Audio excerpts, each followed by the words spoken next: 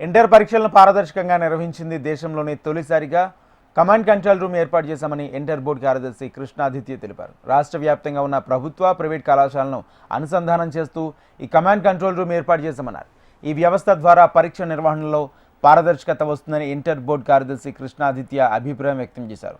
ప్రస్తుతం inter practical పరీక్షలకు సంబంధించి కంట్రోల్ రూమ్ ఏర్పాటు చేస్తున్నట్లు తెలిపారు.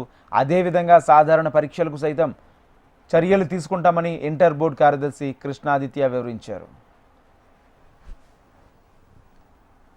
కూడా మనం ఇంటిగ్రేట్ అనుసంధానం చేసుకొని మనం ఇక్కడి నుంచే మానిటర్ చేస్తున్నాం. దీనికి అనుగుణంగా జోన్ వారీగా ప్రతి జోన్కి 2 స్క్రీన్స్ని ఏర్పాటు చేసుకొని వాటిని మానిటర్ చేయడం కోసం స్టాఫ్ని డిప్యూట్ చేసుకున్నాం.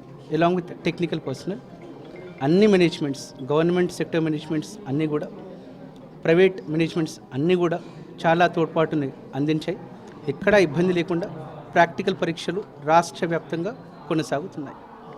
అలాగే సేమ్ కెమెరాస్ ఏవైతే ఇన్స్టాల్ చేశామో వీటిని మళ్ళీ మనం థియరీ సెంటర్స్లో కూడా ఎక్కడైతే క్వశ్చన్ పేపర్ ఓపెన్ చేస్తామో, ఎక్కడైతే గేట్ ఉంటుందో వాటిని అనుసంధానం చేసి సేమ్ ఇదే కంట్రోల్ రూమ్ ద్వారా మానిటర్ చేసే ప్రయత్నం చేస్తున్నాం.